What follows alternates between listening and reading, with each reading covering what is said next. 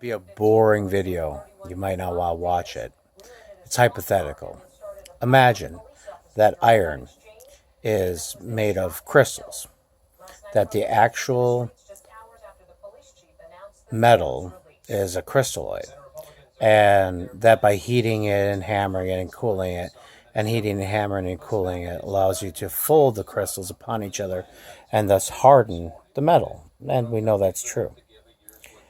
And we know that all crystals have a reflectivity, right?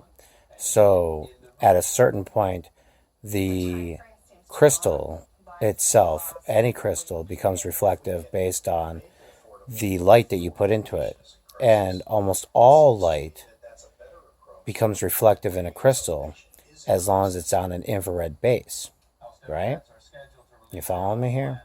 So iron is made of crystals.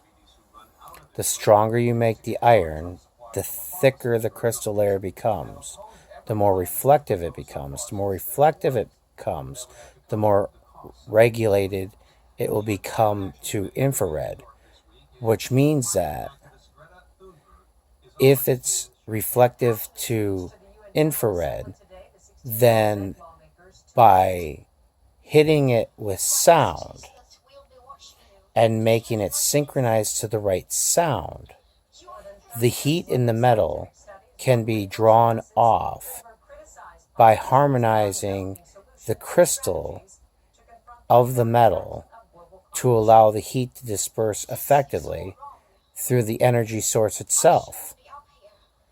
And then you would, in a sense, be able to draw directly from a heat source that is a crystal the energy. And as you draw the energy off of the heat source, the crystal, then you would collapse the lattice work of it back upon itself, because it would no longer have the energy in between it floating apart.